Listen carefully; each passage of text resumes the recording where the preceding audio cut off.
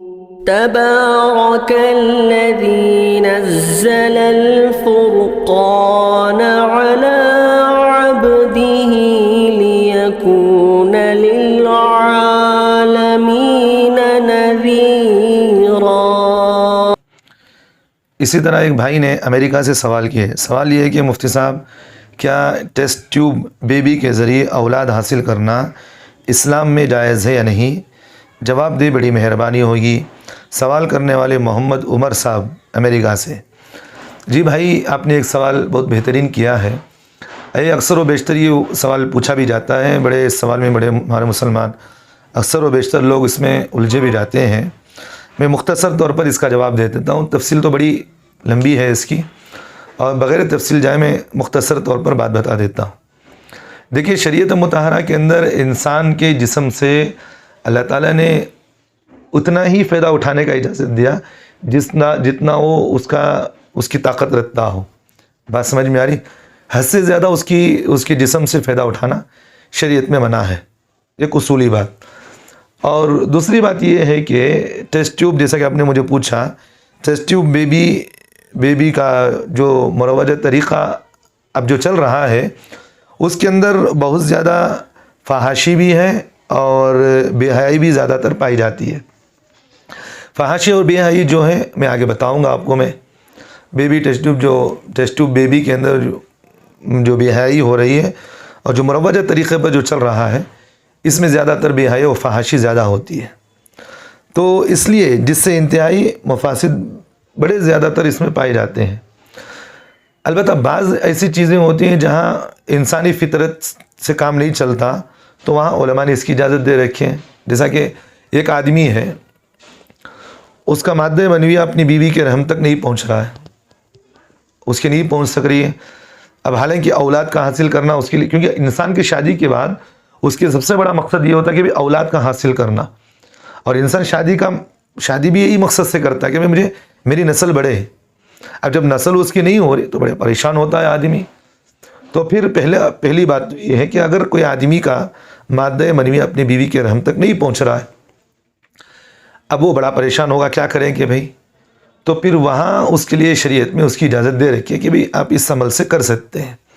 اب وہ test tube baby جو بھی ہے، میں کس طرح کرنا چاہیے میں آگے آپ کو بتاؤں گا۔ تو پہلی بات تو یہ ہے کہ اگر کوئی آدمی کی مادہ منوی اپنی بیوی کے رحم تک نہیں پہنچ رہا ہے، اب بڑا پریشان ہے، تو پھر وہاں اس کے لیے اجازت ہے۔ اور دوسری بات یہ ہے کہ اگر اس کا مادہ منویہ تو پہنچ رہا ہے، لیکن بیوی کا رحم اس کو لینے کی صلاحیت نہیں رکھا ہے، یعنی کہ جب بھی وہ اس کے انڈوں کے قریب جاتا ہے پھر وہ نکل جاتا ہے، اندر تک نہیں جاتا وہ پانی جو قطرے ہوتے ہیں منی کے، تو پھر وہاں علماء نے اس بات کی اجازت دی کہ بھئی اولاد کا جو حصول مقصد ہے وہ یہاں نہیں ہو رہا ہے، تو پھر اس کے لیے وہ کچھ شرائط کے ساتھ اس کو اجازت دے رکھے ہیں۔ تو کچھ چند شرائط ہیں، 3-4 شرائط ہیں، ذہن میں رکھے، پھر آپ اس پر عمل کر سکتے ہیں۔ میں مختصر بتا رہا ہوں تفصیل میں جائے بغیر۔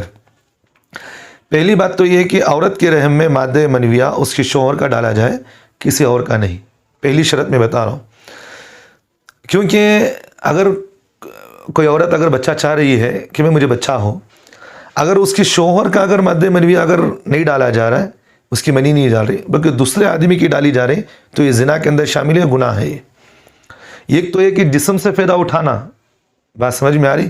ایک تو جسم سے فائدہ اٹھانا، لیکن یہ جسم سے تو فائدہ نہیں اٹھایا جا رہا بلکہ اس کی منی کے قطرے اس میں ڈالی جا رہے ہیں، تو اس لیے اس میں زنا ہوگا، یہ اس طرح نہیں کرنا چاہیے۔ تو پہلی شرط یہ ہے عورت کے رحم میں مادہ منویہ اس کے شوہر کا ڈالا جائے گا، کسی دوسرے کا نہیں ڈالا جائے گا، پہلی بات۔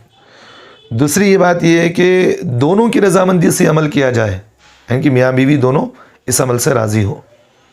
بیوی راضی ہے، شوہر ناراض ہے، نہیں کرنا چاہ رہا، تو پھر عمل نہیں ہوگا۔ سمجھے؟ دونوں کی رضامندی سے عمل ہونا چاہیے۔ 2 باتیں ہو گئی۔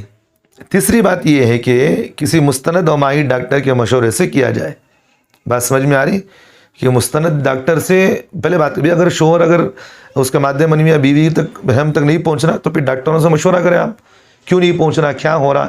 اس کا تو علاج آج عمومی طور پر چل رہے ہیں، ہر چیز کے آج علاج ہے، کوئی بیماری ایسی نہیں جس کا اللہ نے علاج نہ رکھا ہو۔ جس میں بھی ثابت اللہ کے رسول صلی اللہ علیہ وسلم نے فرمایا کہ بھی کوئی بیماری ایسی نہیں جس کا علاج نہ رکھا گیا ہو۔ تو لیکن بیوی کے رحم میں مادہ منویہ رکھنے کا عمل خود شوہر کرے گا. تیسرا جو شرط ہے میں وہ بتا رہا ہوں. تیسری بات یہ ہے کہ کسی مستند ڈاکٹر کے مشورے سے عمل کیا جائے.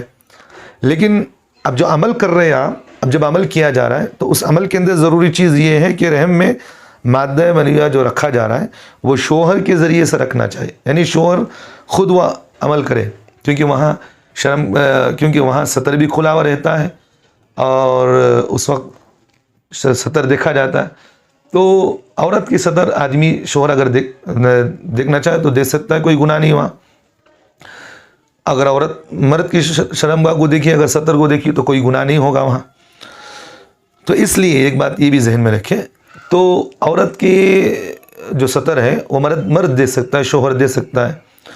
تو خود شوہر وہ کسی ڈاکٹر سے سیکھ لے، ڈاکٹر بتا دے کہ بھئی اس طرح رکھا جائے گا، تو وہ شوہر سیکھ لے، خود وہ اس طرح کرے، پردے میں رہتے ہوئے بیوی کے رحم میں رکھ سکتا ہے.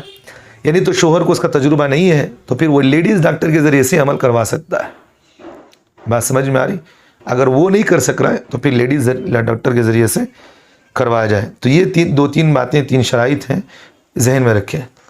اور دوسری بات، ایک بہت اہم بات میں آپ کو یہ بھی بتاتا ہوں کہ اجنبی مرد کا نطفہ اپنی بیوی کے رحم میں نہیں ڈال سکتے. کیوں نہیں ڈالا جائے گا؟